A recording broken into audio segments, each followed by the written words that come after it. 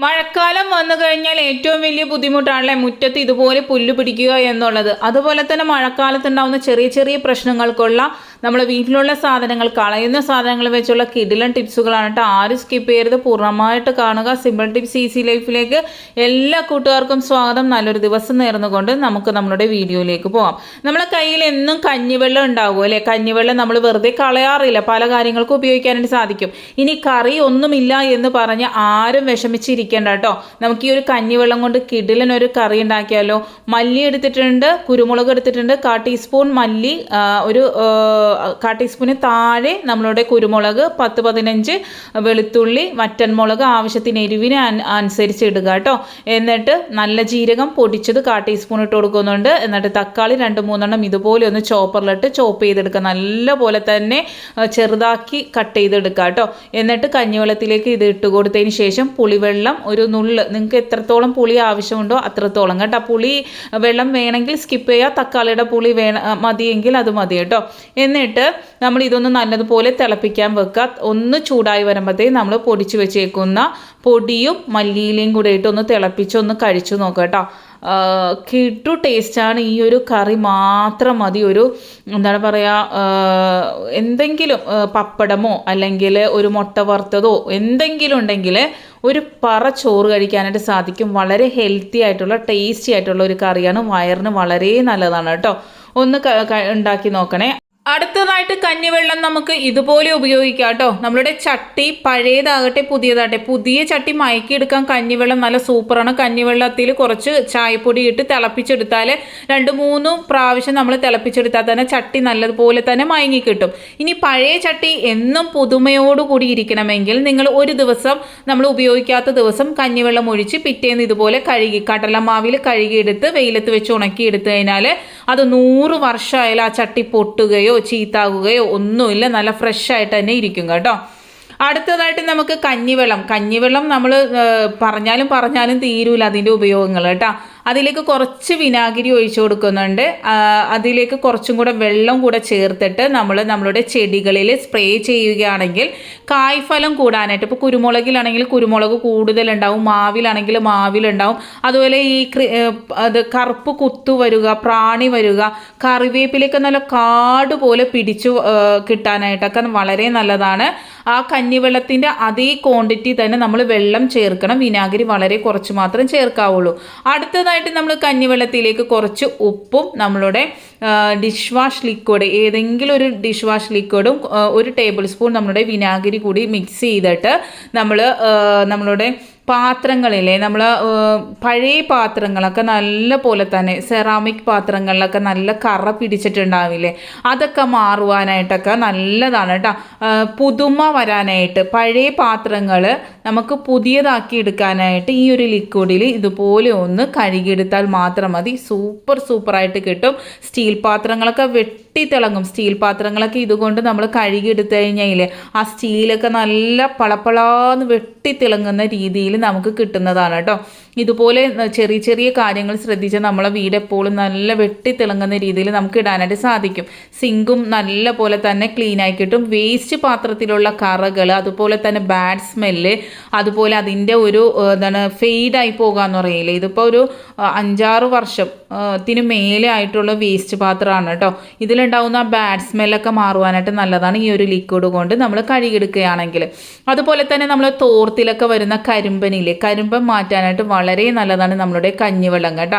കഞ്ഞിവെള്ളം നമ്മൾ സിമ്പിളായിട്ട് ഉപയോഗിച്ചാൽ മതി. നമ്മൾ കൂടുതൽ കട്ടിക്ക് കരിമ്പം വരുന്നതിന് മുമ്പേ നമ്മളിത് ചെയ്യുക. ഇപ്പോൾ ഒരു 2 ആഴ്ച കൂടുമ്പോൾ, കെമിക്കലിട്ടൊന്നും നമ്മൾ ചെയ്യുന്നത് പോലെയല്ലല്ലോ, 2 ആഴ്ചയൊക്കെ കൂടുമ്പോൾ നമ്മൾ ഈ ഒരു കഞ്ഞിവെള്ളത്തിലേക്ക് കുറച്ച് സോപ്പ് പൊടിയും ഉജാലയും കൂടെ മിക്സ് ചെയ്യുക. ഉജാല കുറേ ക്വാണ്ടിറ്റി ഒന്നും വേണ്ട, വളരെ കുറച്ച് മാത്രം ഇടുക.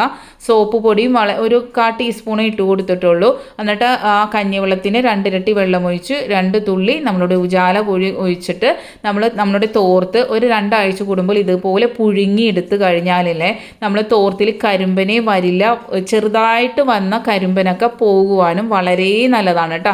നല്ലതുപോലെ തന്നെ വെട്ടി തിളപ്പിച്ച് എടുത്താൽ മതി. കുറേ കട്ടക്കരിമ്പൻ തോർത്തിൽ വന്നു കഴിഞ്ഞാൽ അത് പെട്ടെന്ന് പോവില്ല, അതിന് കെമിക്കൽ തന്നെ വേണ്ടി വരും കേട്ടോ. അടുത്ത അടുത്തതായിട്ട് നമ്മളെ മുഖത്ത് അല്ലെങ്കിൽ ശരീരത്തിൽ എവിടെയെങ്കിലും ഇതുപോലെ റാഷസ് അല്ലെങ്കിൽ കുരുക്കൾ കൊണ്ട് ചെറിയ ചെറിയ തരി പോലെ കുരുക്കളൊക്കെ കൊണ്ട് ബുദ്ധിമുട്ടുകയാണെങ്കിൽ കഞ്ഞിവെള്ളത്തിൽ ഉപ്പിടാതെ ഇതുപോലെ ഐസ് ട്രേയിൽ ഒഴിച്ചു വെക്കാം. കഞ്ഞിവെള്ളത്തിൽ ഉപ്പിടരുത് കേട്ടോ. ഉപ്പിട്ട കഞ്ഞിവെള്ളം ഒരിക്കലും നമ്മൾ ഇതിനായിട്ട് ഉപയോഗിക്കരുത്. ഉപ്പിടാത്ത കഞ്ഞിവെള്ളം ഇതുപോലെ ഐസ് ക്യൂബ്സ് ആയിട്ട് നമ്മൾ എവിടെയാണോ നമുക്ക് കൂടുതലായിട്ട് റാഷസ് വന്നത് അല്ലെങ്കിൽ പിമ്പിൾസ് ഉള്ളത് അവിടെ നല്ലതുപോലെ റബ്ബ് ചെയ്താൽ, അതുപോലെ തന്നെ സ്കിന്ന് നമ്മളുടെ ചുളുങ്ങാതിരിക്കുവാനും യൗവനം നിലനിർത്തുവാനൊക്കെ ഇതുകൊണ്ട് ഈ ഐസ് ക്യൂബ്സ് കൊണ്ടിട്ട് എല്ലാ ദിവസവും ഒരു നേരം നമ്മളുടെ ഫേസിൽ നല്ലതുപോലെ മസാജ് ചെയ്താൽ വളരെ നല്ലതാണ് കേട്ടോ. വളരെ സിമ്പിളായിട്ട് ചെയ്യാൻ പറ്റിയ ഒരു ഹോം റെമഡിയാണ്. 100% റിസൾട്ടും കിട്ടും കേട്ടോ. അടുത്തതായിട്ട് നമ്മുടെ തലയിലുണ്ടാവുന്ന താരന് ഏറ്റവും വലിയ ബുദ്ധിമുട്ടാണ് അല്ലേ. പല വഴികളുണ്ട്, പക്ഷെ ഇതുപോലെ ഒന്ന് ചെയ്ത് നോക്കട്ടോ. കഞ്ഞിവെള്ളത്തിലേക്ക് നമ്മൾ ഉലുവ ഇട്ട് വെക്കാം. ഒരു രാത്രി കിടക്കുമ്പോൾ നമ്മൾ ഇട്ട് വയ്ക്കുക. 1/4 ടീസ്പൂൺ കടുക് കൂടി ചേർക്കണം കേട്ടോ.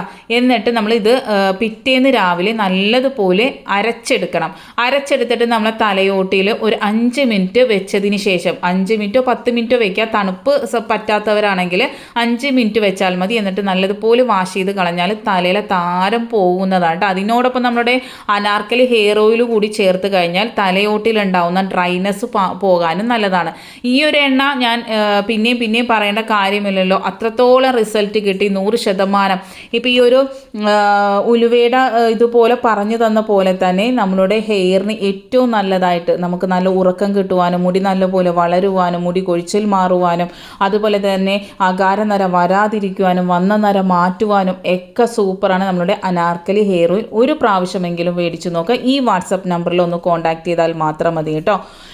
അടുത്തതായിട്ട് നമ്മൾ കഞ്ഞിവെള്ളത്തിലേക്ക് ബേക്കിംഗ് സോഡ ഇട്ട് കൊടുക്കുന്നുണ്ട്. കുറച്ച് വിനാഗിരി 2 ടേബിൾ സ്പൂൺ വിനാഗിരി കൂടി മിക്സ് ചെയ്തിട്ട് നമ്മളുടെ മീനൊക്കെ ക്ലീൻ ചെയ്താൽ മീൻ ഇറച്ചി അതുപോലെ ആഴ്ചയിൽ 2 ആഴ്ച 3 ആഴ്ച കൂടുമ്പോൾ നിങ്ങൾ ഇതുപോലെ ഒന്ന് ചെയ്യുക. നമ്മളുടെ ചട്ടിയൊക്കെ നല്ലതുപോലെ ക്ലീൻ ചെയ്താൽ പൂപ്പൽ വരാതിരിക്കാനായിട്ട് നല്ലതാണ്. എന്നിട്ടൊന്ന് ഗ്യാസിൽ വെച്ച് ചൂടാക്കി എടുത്ത് വെച്ചാൽ മതി. പിന്നെ നമ്മളുടെ സിങ്ക് കഴുകാൻ നല്ല സൂപ്പറാണ്, നല്ല ക്ലീൻ ആവും, ബാഡ് സ്മെല്ല് പോകും.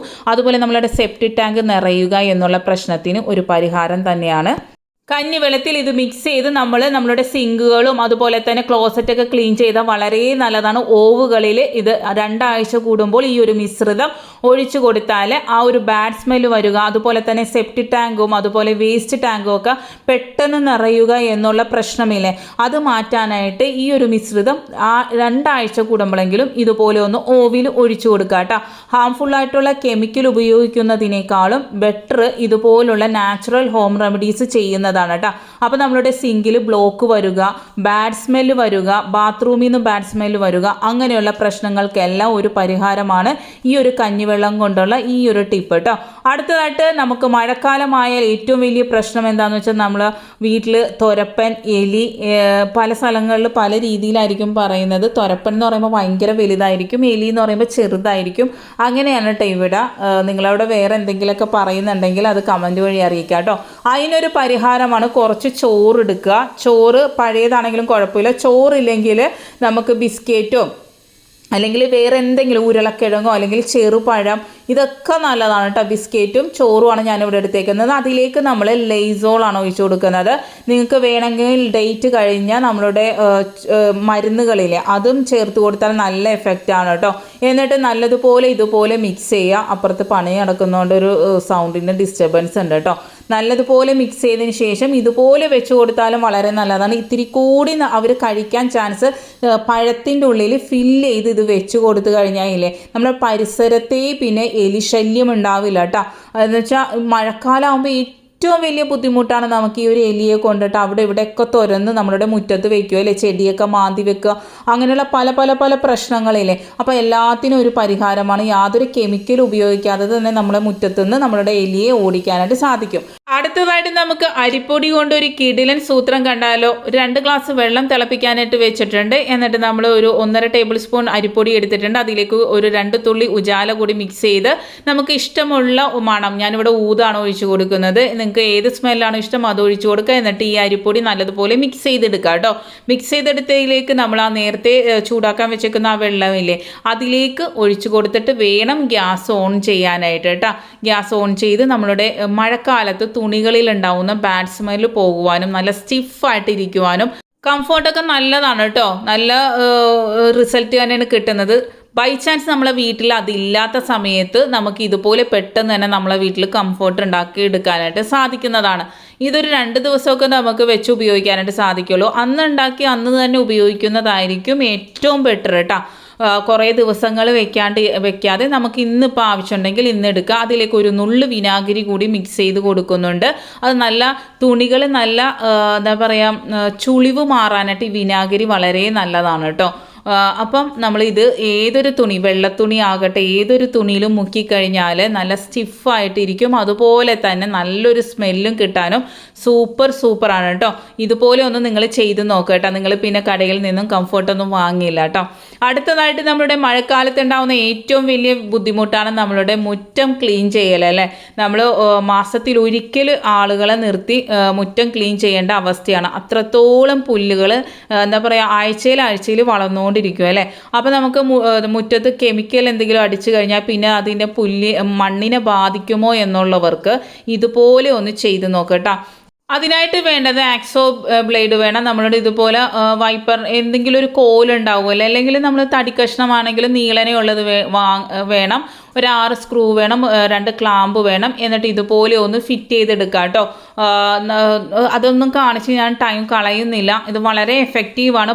പലവരും പറയുന്നുണ്ട് അതിൻ്റെ ബ്ലേഡ് ഒടിഞ്ഞു പോകുമെന്ന്. നല്ല കൂടിയ ബ്ലേഡ് മേടിച്ചു കഴിഞ്ഞാൽ ഒരു 4-5 പ്രാവശ്യം നമുക്കിത് ചെയ്യാനായിട്ട് സാധിക്കും.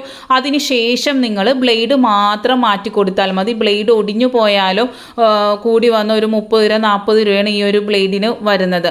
അത് നമ്മൾ 1000, 2000, 3000 ഒക്കെ കൊടുത്തു ആളെ നിർത്തി ചെയ്യിക്കുന്നതിനേക്കാളും എത്രയോ ബെറ്ററാണ് ഈ ഒരു ബ്ലേഡ്.